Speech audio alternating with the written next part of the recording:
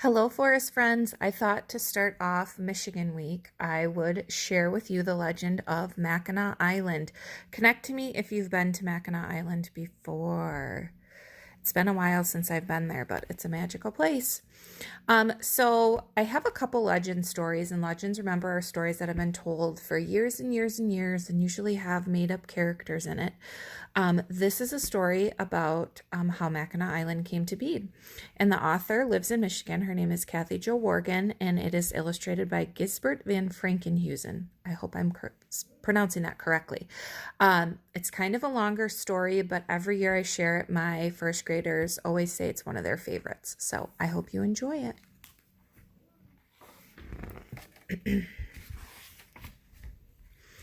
Long, long ago, Earth was a quiet place covered entirely with water. There were no mountains or valleys. There were no forests or meadows. There was nothing but one brilliant blue sea with a dark, murky bottom far, far below. But life upon this giant world of water was dazzling and bright. It was filled with the rustling of waves, the splashing of ducks, and the jumping of quick silvery fish.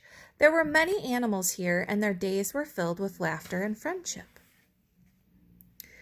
In the morning, the loons carried soft, downy chicks on their backs, keeping them warm and dry, and in the afternoon, otters played silly games upon the water, rolling their long bodies between the curve of the waves.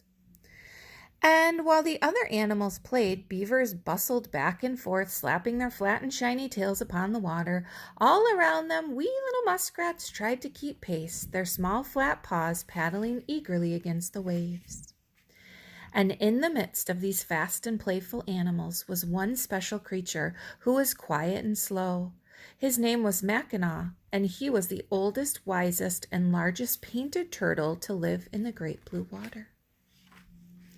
Every day Mackinac floated upon the water in a calm, steady way, and as he floated, he would lift his large, wrinkled neck into the air and blink his deep, round eyes. Mackinac carried the wisdom of centuries in his words and always greeted his friends with a slow, upward smile. The animals were always delighted when Mackinac floated by because if they were cold or tired, he would let them climb upon his back to rest in the warm afternoon sun. And if they were sad, he would sing sweet and happy songs to cheer them. And sometimes when the air was still and the moment was just right, all of the animals would gather around Mackinac and listen carefully as he told them wonderful stories about their great world of water. One day Mackinac swam steadily toward the other animals. His old, weathered face appeared quite serious, and in a low, broad voice he told the animals how the Great Spirit of the sky said that now was the time to build a beautiful piece of land for all of the animals to rest upon. Mackinac then told the animals that one of them must dive through the depths of the water and bring up one handful of rich, wet soil and place it upon his back. This, said Mackinac, would be the beginning of a brand new world. The animals chattered with excitement, and the wise old turtle raised his head and spoke clearly to all of them.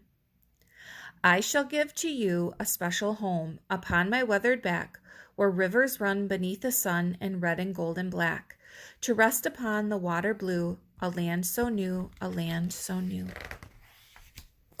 Naturally, Loon wanted to be the first to try because she was the most loyal of all creatures and always willing to prove her devotion. She pulled her long, broad wings tightly to her back, stretched her long, graceful neck, and pointed herself toward the bottom of the world. Moments later, she was up again without a grain of soil in her bill. Disappointed, she hopped aboard Mackinac's back to dry her feathers in the sun.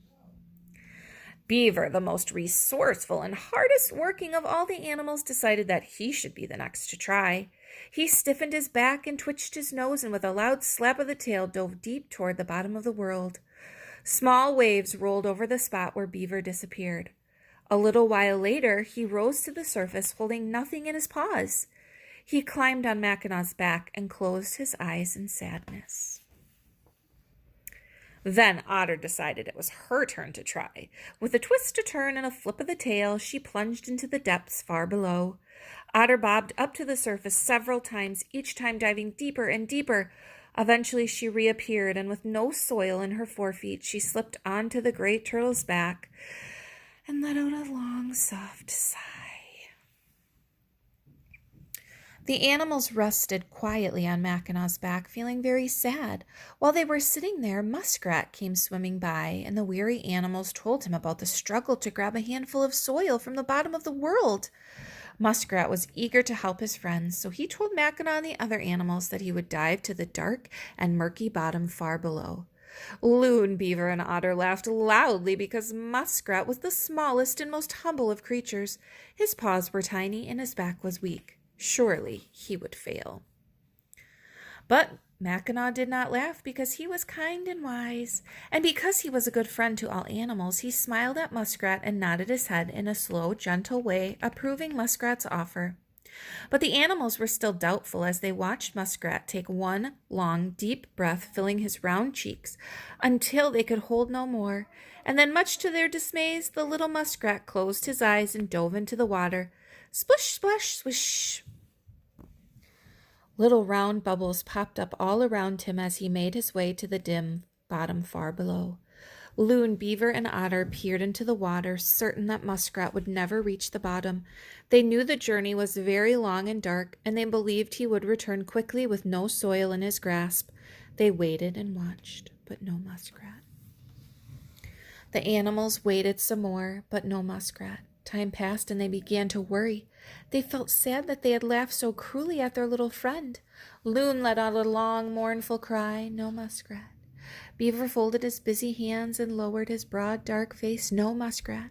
Otter stiffened her body and sat straight and still and was unusually serious. Still no Muskrat. And as they waited, dusk began to fall, and the water shimmered in the fading sunlight. The animals searched every wave and swell. They listened to each splish and ripple, hoping to see Muskrat, but he did not reappear. The sky began to fill with a whisper of clouds, and all the animals were hushed with sadness. A giant tear rolled slowly out of the corner of Mackinaw's eyes. Loon, Beaver, and Otter saw the tears slip down the great turtle's cheek and began to weep softly in the moonlight for the loss of their friend and the hope of a new land.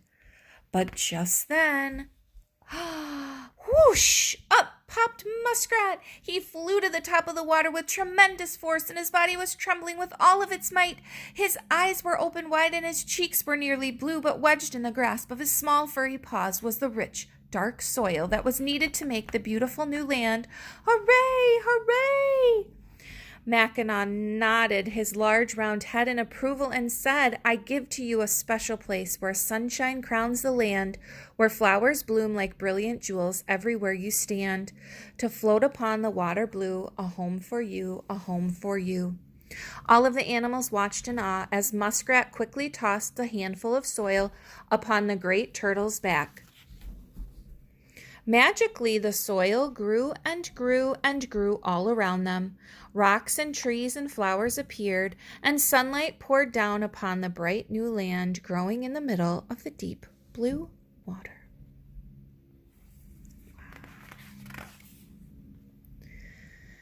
As the island blossomed, the low, quiet voice of Mackinaw could be heard from all around.